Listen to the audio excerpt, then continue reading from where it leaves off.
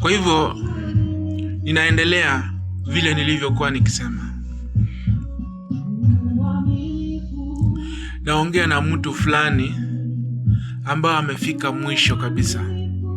Amefika mwisho wa maisha. Na kufika mwisho wa maisha si ati ni kuonyesha kwamba umeshindwa. Mwisho wa maisha sio kushindwa. Mwisho wa maisha ndio mwanzo wa maisha. Na hapo ndio unakuta kwamba umejifunza. Kuna mambo ambayo umejifunza mahali. Umejifunza kwa nini? Umejifunza ili ya kwamba ukuje usaidie mwingine na mawazo.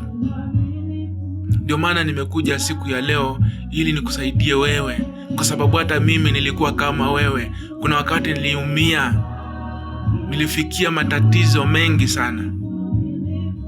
Lakini kumbe yale matatizo ambayo nilikuwa nikipitia ilikuwa ni fundisho. Nilikuwa napewa ya kwamba nipitie pale ili nikiangalia mwingine anavyoteseka vile mimi niliteseka, nimwambia kwamba unaweza toka pale. Kwa sababu mimi nilitoka, na ndio maana nimekuja kunena na wewe siku ya leo. Kijana, wacha kunywa pombe, wacha kuvuta sigara. Pombe na sigara ni ugonjwa. Pombe na sigara ni ugonjwa. Ni ugonjwa kwa nini? Kwa sababu maini yako hayo ambayo yako ndani ya tumbo haijazoea ule moshi ambayo inatoka katika ile sigara ama katika ile bangi ambayo unavuta. Maini yako yenye kukule ndani haijazoea kitu kama spirit. Pombe ni sawa na spirit. Inachoma maini yako. Na ndio maana unaona kijana, wakati utazoea kunywa pombe sana, utakufa ukiwa mtoto mdogo. Utakufa ukiwa na miaka 30. Hautafikisha kiwango chenye Mungu alikuwa amesema. Mungu amekuahidi ya kwamba uondoke kwa hii dunia ukiwa na miaka 70 plus. Si 70 minus 70 plus. Akuongezea miaka 80 kule. Uone watoto wa watoto wako. Lakini sasa hatuwezi. Watu wengi hawafiki pale kwa sababu ya mawazo, sababu ya msongo wa mawazo. Unashindwa. Ni mimi nilisoma kweli, nikafika form 4, nikasoma kweli, mzazi akanisaidia, nikafika university. Yule mzazi pia akanisaidia, akanipeleka katika college, nikasoma, niko na kosi zangu, lakini sifanyi chochote. Mpaka unaingia katika mawazo, na wengine mpaka mnajiua, mnatoa uhai kwa sababu ya msongo wa mawazo. Nimekuja siku ya leo ili tusungumuze pamoja, tuone suluhisho linaweza toka wapi. Viongozi hawatakusaidia hata kidogo. Matajiri hawatawasaidia, wao ndio wanataka mufe. Na ndio maana unaona utajiri wakati ameshakuchukua, amekupea kazi, anakuumiza. Kazi mzito, pesa kidogo.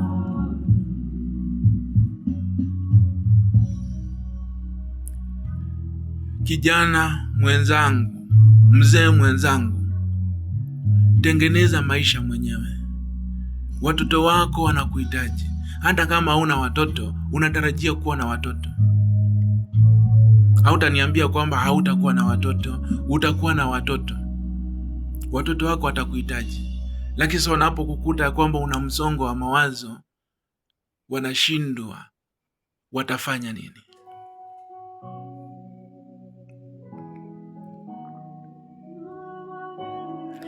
Nyinyi watu ambao mnayonitazama pale ambapo mko, nyinyi ni watu wenye nguvu sana. Nyinyi ni watu wenye maana.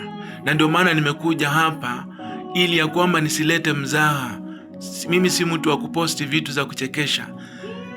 Nimekuja kwamba tuongee, tusaidiane kwa mawazo, ili ya kwamba kama kuna shida yoyote ambao iko, tuongee sisi wa kikundi cha TikTok ama familia moja, tujue ni shida gani ambayo inatukula sisi kama vijana.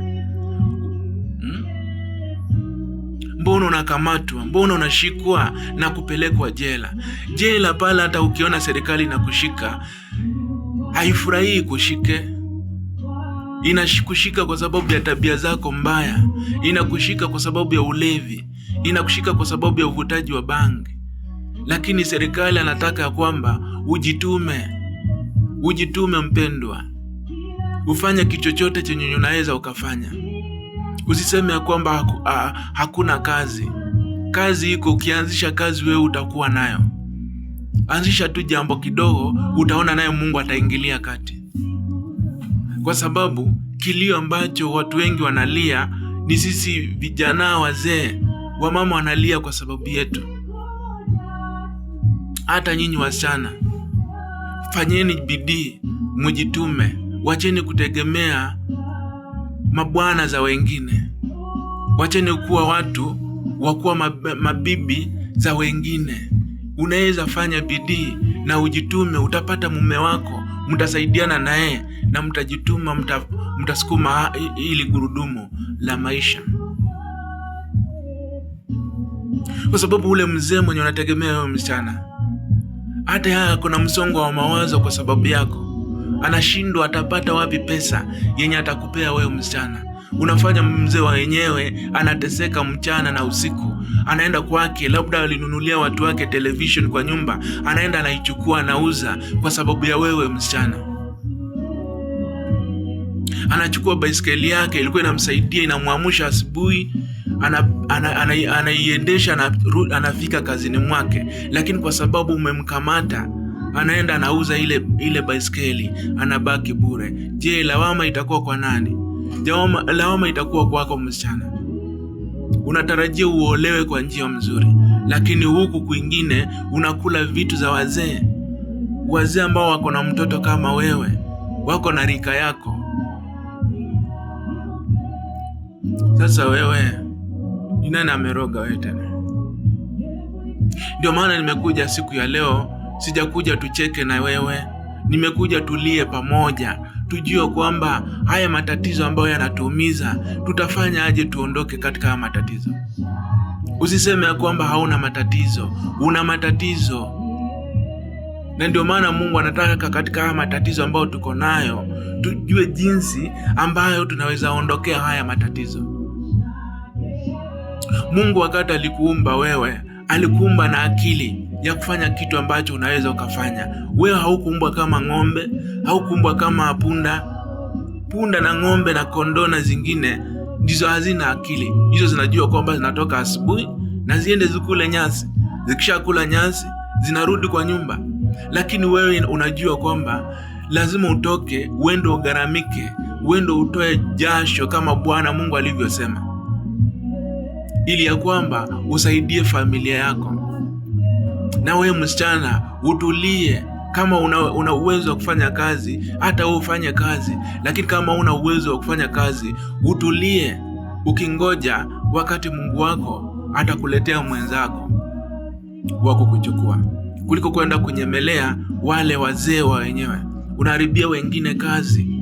Mtu ako pale kazi kwa ule mzee ndio manager pale, lakini unamfanya ule mtu avutwe kwa sababu yako, kwa sababu umemchanganya mzee wa wenyewe akili.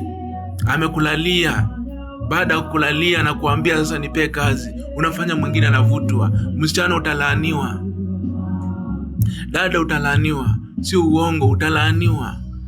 Ikifika ni wakati unaenda kuolewa utashangaa umeolewa lakini hauna amani kwa nyumba yako. Hauna amani kwa sababu ulimfanya mwingine akakosa amani, nyumba yake ikakosa amani.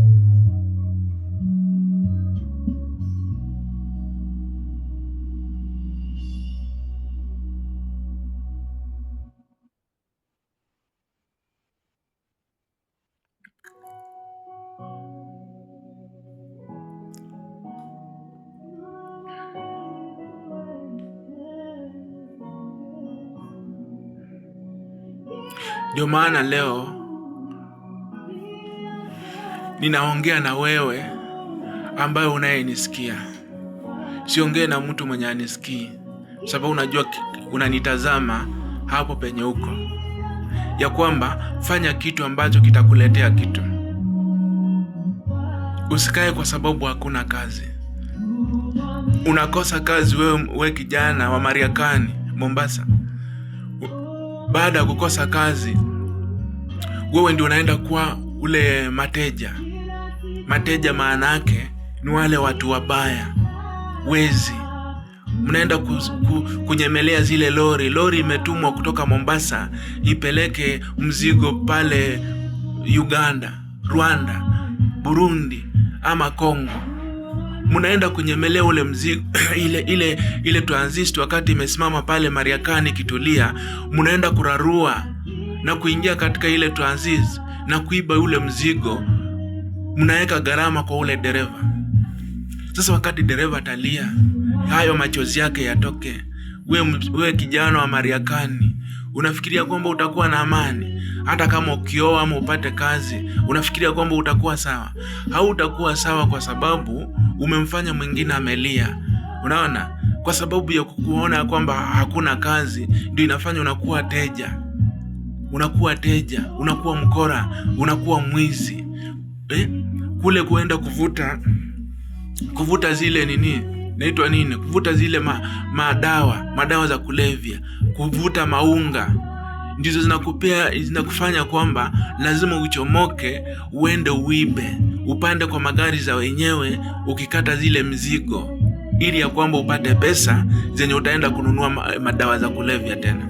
Lakini siku ya leo nakuambia wewe kijana wa Mariakani, kijana wa Mombasa, kijana wa Taru, kijana wa Samburu, na kueleza siku ya leo unaweza fanya kitu ambayo itakuletea 200 kwa siku, itakuletea 500 na maisha itasonga. Wacha kunyemelea magari za wenyewe na kuiba vitu za wenyewe. Naongea na kijana wa Freria Nakuru, naongea na kijana wa pale Nakuru, pale Limuru. Wacheni kufanya hivyo vile mnavyofanya. Mnafanya vibaya. Naongea na kijana mwenye ako pale Malaba boda, unanyemelea malori za wenyewe na kwenda kuiba vitu pale. Sasa wakati umeshaiba, ndio umeiba na umezichukua, dereva amegharamika na amelia. Unafikiri utakuwa sawa kweli kijana? Uko na 200 kwa mfuko, hizo 200 zifanyie kitu. Uko na 2,000 kwa mfuko, hizo 2,000 zifanyie kitu. Hauna, ambia mwenzako nichangie, nataka kuweka kabiashara kadogo hapa. Mwenzako atakusaidia kuliko kwenda kuiba. Wapendwa, tuliumbwa na akili. Mungu alituumba na akili. Sisi wenyewe ndio hatutaki kutumia akili. Tumia ile 200, enda kwa kibanda ama enda sokoni, nunua machungwa, nunua mandizi, nunua miwa, kuja anza kukatakatia watu. Umenunua za 200, zitakuletea 200 nyingine. Maisha itaanza kuinuka hivyo kuliko kwenda kunyemelea magari za wenyewe na kuiba vitu pale. Haitasaidia hata kidogo. Mzee uko na 1,000 kwa mfuko, pea bibi yako pale, mwambie enda sokoni, nunua mboga, enda kwa ile shamba ya jirani pale, umwambie kuuzie sukuma. Bibi akuja anze kufunga zile sukuma na nyanya, weke pale nje, watu watakuja kununua. Mzee, usiingie katika ulevi, usiingie katika msongo wa mawazo, utakufa kabla, na Mungu anakuhitaji. Tuna akili lakini hatutumii, wapendwa. Tunaumia tukiteseka, tukisema kwamba tumelaaniwa. Hatujalaaniwa, sisi wenyewe ndio tumejilaani. Lakini ukichukua hatua, naye Bwana atafuata mbele, atafuata nyuma, atakutangulia mbele na nyuma. Wakati umetoa hatua yako, naye Bwana atakusaidia.